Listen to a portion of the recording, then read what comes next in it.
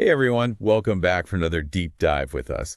Today we're tackling something pretty fundamental to healthy relationships, Yeah, love and acceptance. definitely fundamental. Yeah, And it goes way deeper than just, those initial butterflies, right? yeah. We're talking about way more than that surface level stuff. Right. We're going to be looking at some really practical advice, Mhm. definitely. But also, and this is what I find so interesting, some of the psychology and the sociology behind love and acceptance in a relationship. Ooh, I love it. Getting all brainy about love, right? So our source material is love and acceptance. And it starts by defining love and acceptance as embracing your partner fully, like flaws and all. hmm It's about valuing them just for who they are, Mm, not who you want them to be or who you think they could be. right. And no matter what. And I think what really resonated with me in that definition is that it emphasizes building this genuinely deep connection based on understanding and respect and supporting each other through, well, everything, the good times and the bad times. And what I think is interesting is that it emphasizes that love is not just a feeling, it's an action. It's a verb. It is. Yeah. It's totally a verb. You can't just feel love. You have Mhm. to express it. You have to live it. Show it. Yeah. And that really reminds me of Gary Chapman's 5 love languages. hmm Acts of service, quality time, physical touch, words of affirmation, and receiving gifts. Yeah. It's like a framework almost for how love can be demonstrated in practical ways. Oh, absolutely. Absolutely. It's about recognizing that different people feel loved in different ways. Yes. What makes you feel loved and appreciated may not be the same for your partner. Yeah. Exactly. And so think about, have you ever felt most loved when someone did something very specific for you? It's like they just get you. Totally. And it doesn't have to be these big, grand gestures either. Right. Often it's those small, consistent acts of service. Something as simple as making your partner a cup of coffee in the morning or doing the dishes. Little things. Little things. Yeah. Exactly. It's a way of saying, I see you and I care about you without needing to, shout it from the rooftops. Exactly. And, this actually aligns really well with John Gottman's research. He found that those small everyday moments of connection are actually more predictive of relationship success than those big dramatic displays of affection. Really. So those grand gestures aren't really what it's all about. Huh. Not necessarily. I mean, they can be nice, of course, but it's those small, consistent acts of kindness that really build a strong foundation. Yeah. It's about the everyday stuff. That's where the real magic happens, I think. Interesting. So to feel loved and accepted, it's all about those small things that kind of build up, those little moments rather than those, movie magic moments. Exactly. I mean, that makes you wonder, how often are we missing those small opportunities, in our day-to-day lives to actually express love in simple ways? All the time. Mhm. Yeah. And I think it's something to really be mindful of in your own relationships. Ask yourself, what are some small, meaningful actions I can take today to show my partner that I care? Yeah. What speaks to them? Exactly. What speaks to them? And it's not about keeping score. Love shouldn't be a transaction, Right. but it's about finding ways to contribute positively to the relationship in whatever way feels authentic to you. That's great. I love that. And so it's not just about receiving love, but also how we give love. Exactly. It's a two-way street, always. Yes.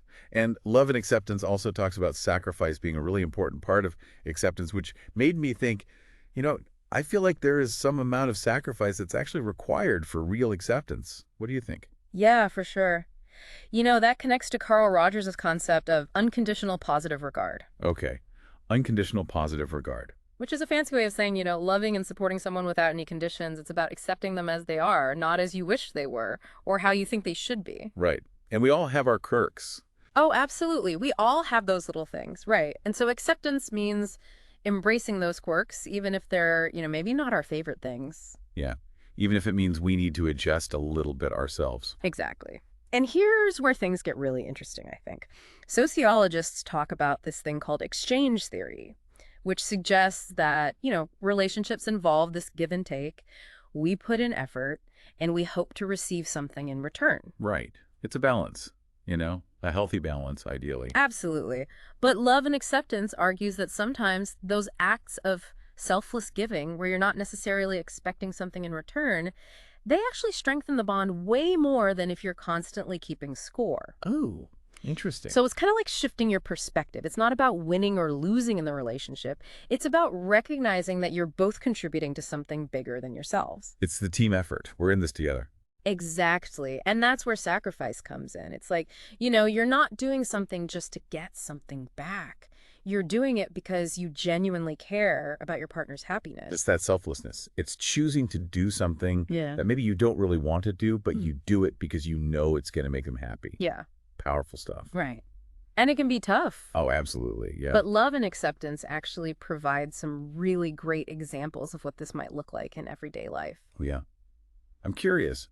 What are some of those examples? Well, one example is supporting your partner through a period of self-doubt, Oh, even yeah. when it's hard, even when you're like, come on, get over it already. Yeah. And another example is like working together to navigate financial stress. Oh, that's fair. Yeah. Instead of blaming each other or, getting resentful. These are situations where it's really easy to kind of fall into that trap of negativity, Oh, right? yeah. Super easy, especially when money's involved. Absolutely. But those are the times when love and acceptance really matter. When you choose to approach challenges as a team, that's where the real strength of the relationship comes in. Yeah, that's where the rubber meets the road. Exactly. So what about other signs of true love and acceptance? Are there things that stand out to you? I'm curious to hear your thoughts. Hmm. Well, one thing that I always find really telling is how couples handle conflict. Hmm. How do they fight? Exactly. Because everyone disagrees sometimes. Oh, yeah. If you're not disagreeing at all, is there something else going on? Exactly. So it's like, do they attack each other personally? Or, do they focus on the issue at hand and try to work through it together? It's about remembering that you're on the same side, even when you have different views. Exactly. You're not against each other. You're working together. Right. And something we have to remember is that people express and perceive love and acceptance differently. And this is where attachment theory comes into play. Right. Attachment styles, everyone's got one. Everyone does. And they can really influence how we show up in relationships. So someone with like an anxious attachment style might need a lot more reassurance, whereas someone with an avoidant style might find that kind of constant affection overwhelming. Exactly. So it's about meeting people where they are, understanding where they're coming from. Right. And so understanding your own attachment style and your partner's can be so helpful in navigating those differences. Yeah, it's about realizing there's no one-size-fits-all approach to love and acceptance. Absolutely. It's about being adaptable. And it all circles back, really, to those core things we've been mentioning. Mm. Forgiveness, empathy, and mutual respect. I mean, those are the building blocks, the foundation of any strong relationship, wouldn't you say? Totally. Those are the elements that create a space where love and acceptance can truly flourish. And it's not just about the initial spark. It's about that ongoing effort to really understand and support each other, even when it gets tough. That's what makes a relationship truly special. I love that. It's about the commitment. Exactly. Now, I'm curious, as we're discussing all of this, is there anything that's standing out to you that resonates with your own experiences? Well, I think it's so fascinating that both Maslow's hierarchy of needs and Erikson's stages of psychosocial development highlight love and belonging as fundamental human needs. Like, Right. we need this stuff. It's not just a nice to have. Right. It's essential to our well-being. Exactly. And so even those small expressions of love and acceptance become incredibly powerful symbols. Or like they're saying, you're safe, you're valued, you belong here. Exactly. They create this shared reality, this space where love and acceptance are the guiding principles. And love and acceptance offer some really great tips for cultivating this. Oh, yeah? Things like effective communication, being mindful, practicing empathy, resolving conflict constructively, and focusing on personal growth. Okay. We're going to dive deeper into all of that in the next part of our deep dive. I have a feeling you have a lot to say about those. Oh, I do. We've only just scratched the surface here. So much more to uncover. Stay tuned.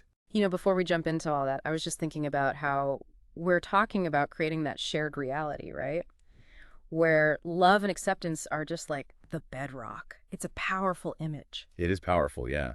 And it makes me wonder, how does personal growth factor into all of this? Because we're constantly changing and evolving as people, Yeah. right? So how do you make sure love and acceptance can kind of keep up with those changes? That is a great question. And you know what? Accepting your partner for who they are right now doesn't mean you have to stifle their growth. Right. Or your own growth, for that matter. It's really about creating space for both of you to evolve, to become the best versions of yourselves, while still nurturing that connection between you. So imagine two trees growing side by side. They're both reaching for the sun, right? But their roots are all intertwined, supporting each other. Oh, I like that. That's a great analogy. And it really captures that balance, right? between being your own person and being part of a couple. Exactly. It's not either, it's both hand. I love that. And it reminds me of how much emphasis love and acceptance puts on effective communication. It's like you need to have those open lines of communication so you can understand how the other person's changing, what they need to support their growth. Oh, 100%. Open and honest communication is absolutely essential, especially when it comes to personal growth.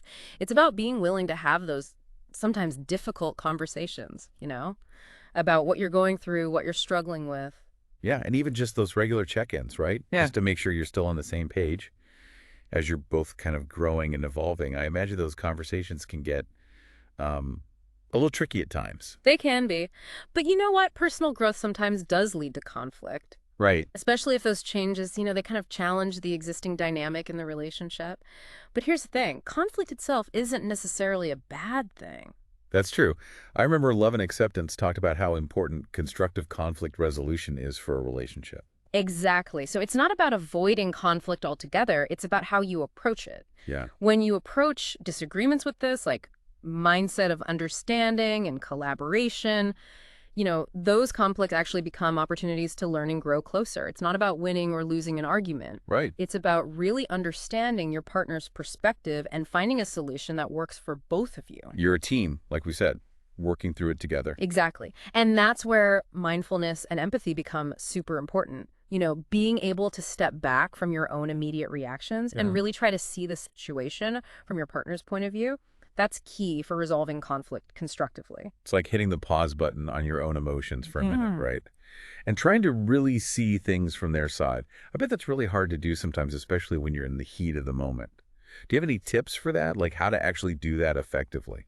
Well, one thing that I find really helpful is just acknowledging your partner's feelings, even if you don't agree with them. You can say something like, I hear that you're feeling frustrated, or I understand why this is upsetting you. Just validating their experience can really help de-escalate the situation. Right. And that shows them that you're at least trying to understand where they're coming from. Exactly. It shows that you care. And remember, empathy doesn't mean you have to agree with your partner.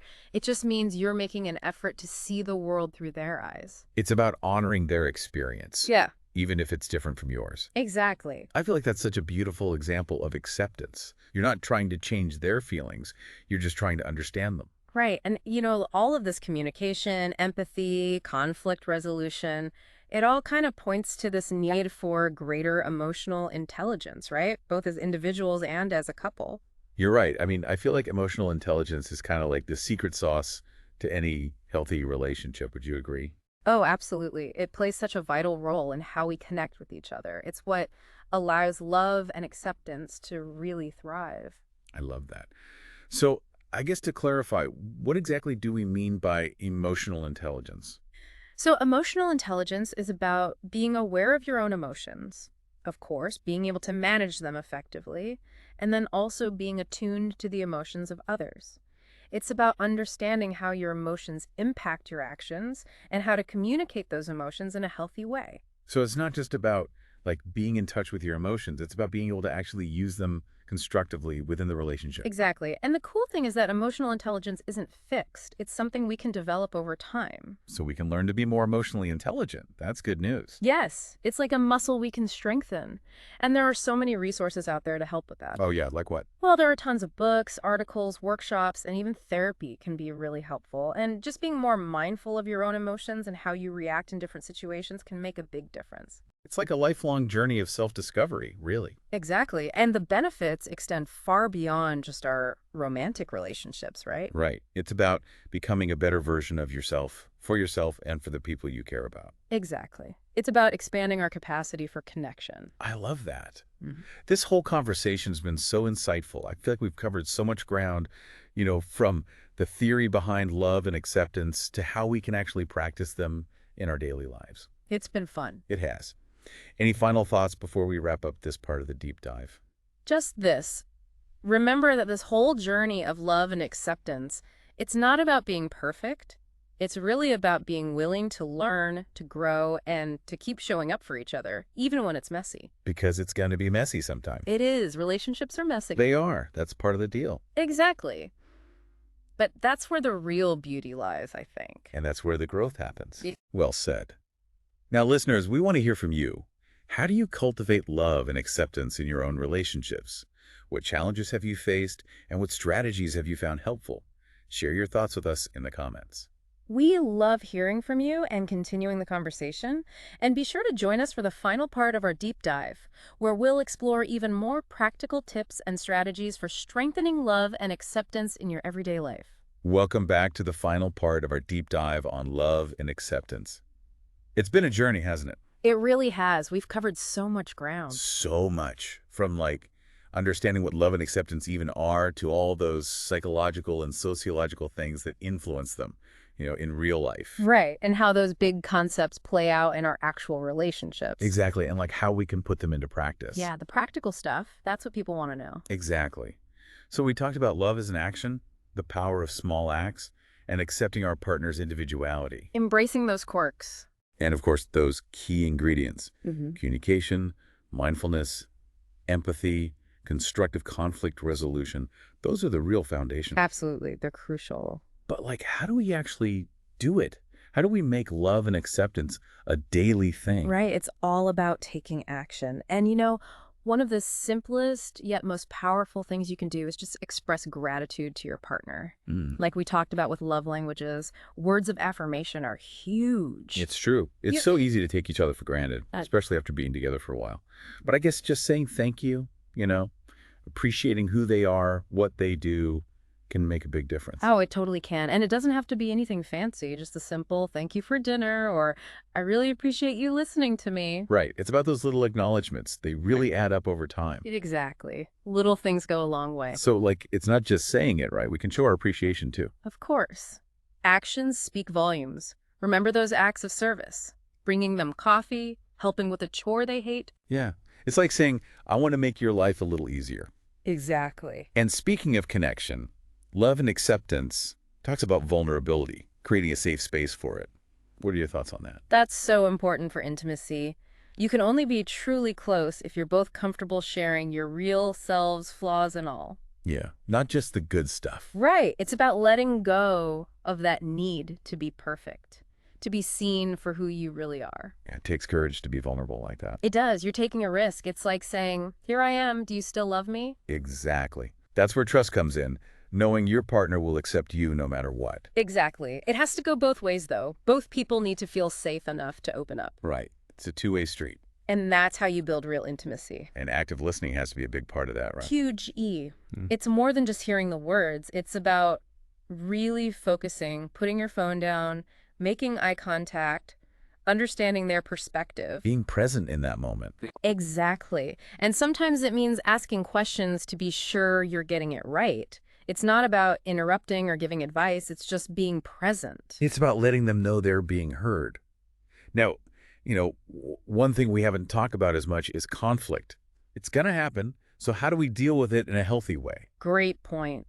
Conflict's a natural part of any relationship. Yeah, it's unavoidable, really. And the first thing is choose your battles. Not every little thing needs to become a fight. Pick your battles, right? Yeah. Don't sweat the small stuff. Exactly. And when you do need to talk it out, it's got to be about collaborating, not competing. Working together, not against each other. Right. You're a team. Love and acceptance suggests using I statements instead of you statements. That helps, right? Absolutely. Takes the blame away. So instead of you're always late, it's I feel frustrated when I'm waiting. Makes a big difference. It really does. And sometimes things get heated, even if you're trying to be good about it. Knowing when to take a break, that's important too. So important. Sometimes you just need space to cool down. Get some perspective. Exactly. And when you do come back, it's got to be with an open mind, ready to listen. Ready to compromise. Which is key in any relationship. It's about finding what works for both of you. Sometimes it's meeting in the middle. Sometimes it's taking turns. And sometimes it's okay to ask for help. Therapists can be a great resource. It's not a sign of weakness to get support. It shows you care enough to work on it. Exactly. It's a commitment. So, as we wrap up, the takeaway is that love and acceptance, they're choices. They're not just feelings. Their actions, they're ongoing. It takes effort. It takes attention. And it takes a willingness to grow together and on your own. You got it. It's about showing up, even when it's hard. Choosing love again and again. So as you go about your day, think about one small way you can show love and acceptance today. It doesn't have to be big. A gesture, a kind word, just really listening. Those little things make a difference. They really do. Thanks for joining us on this deep dive. We hope it's been helpful. And inspiring. And be sure to check the episode notes for more resources. Until next time, keep learning, keep growing, and keep choosing love.